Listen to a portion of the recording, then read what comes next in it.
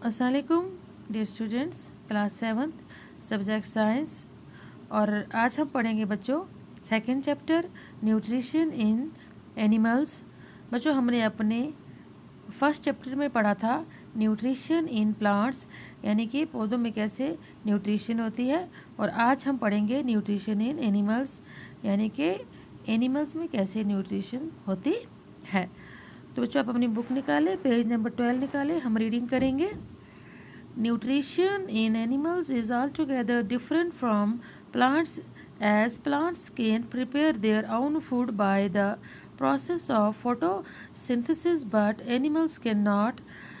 तो nutrition in animals जो है बच्चों वो डिफरेंट होती है, अलग होती है। किससे? प्लांट्स से। क्योंकि हमने फर्स्ट चैप्टर में पढ़ा था कि प्लांट जो है वो अपना खाना खुद तैयार करते हैं। किस प्रोसेस के ज़रिए, किस अमल के ज़रिए? फोटोसिंथेसिस के ज़रिए। बट एनिमल्स कैन नॉट, मगर जानवर जो हैं वो अपने जो खाना जो है, ग़िज़ा जो वो खुद तैयार नहीं कर सकते। Animals gate food from plants either directly by eating plants or indirectly by eating animals that eat plants। तो एनिमल्स जो हैं बच्चों वो अपने ग़िज़ा किससे हासिल करते हैं?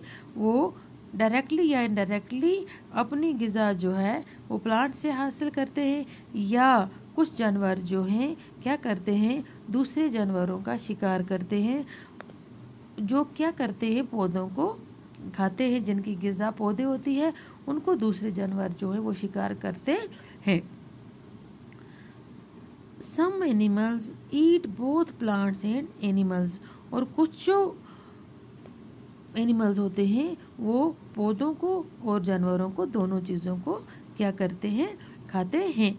Some animals eat both plants and animals. और कुछ जो जानवर वो दोनों खाते हैं। Recall that all organisms including humans require food for growth. तो हम जैसे जानते हैं बच्चों कि हम ह्यूमंस समेत, इंसानों के समेत जितने भी ऑर्गेनिजम्स हैं, जितने भी जानदार चीज़ें हैं, जानदार हैं, उन्हें किसकी ज़रूरत होती है? बढ़ने के लिए, ग्रोथ के लिए उन्हें फूड की ज़रूरत होती है, ग़िज़ा की ज़रूरत होती है।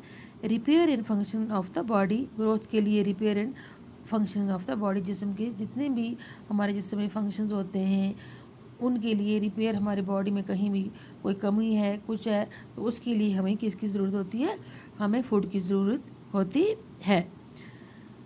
Animal nutrition includes nutrients requirements, mode of intake of food and its utilisation in the body. तो एनिमल्स जो हैं, एनिमल न्यूट्रिशन जो है उसमें न्यूट्रिएंट्स होते हैं, रिक्वायरमेंट्स होती है, और वो किस तरीके से वो अपना ग़िज़ा जो है वो हासिल करते हैं, और उसे किस तरीके से उनका जिस्म जो है वो उनको उस खाने को इस्तेमाल करता है।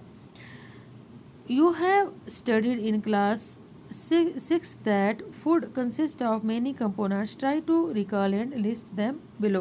तो बच्चों आपने 6th क्लास में पढ़ा था कि हमारे फूड में बहुत सारे कंपोनेंट्स होते हैं। अगर आपको याद होगा तो जैसे मैं आपको बता दूं कि कार्बोहाइड्रेट्स हमारे कंपोनेंट खाने में आते हैं। कार्बोहाइड्रेट्स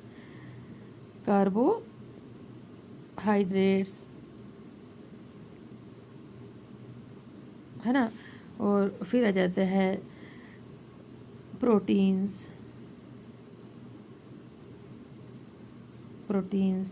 और फैट्स, मिनरल्स, विटामिन्स। तो ये सारे जो है कंपोनेंट और भी इसमें आते हैं, हमने 6th क्लास में पढ़ा था। तो जो हमारी बॉडी के लिए ज़रूरी हैं ये सारी चीज़ें जो है हमारे फूड में मौजूद होनी चाहिए। The components such as carbohydrates are complex substances. तो ये जो कार्बोहाइड्रेट्स जो होते हैं, जैसे कि कार्बोहाइड्रेट्स ये क्या होते हैं? कम्प्लेक्स सब्सटेंसेस होते हैं। These complex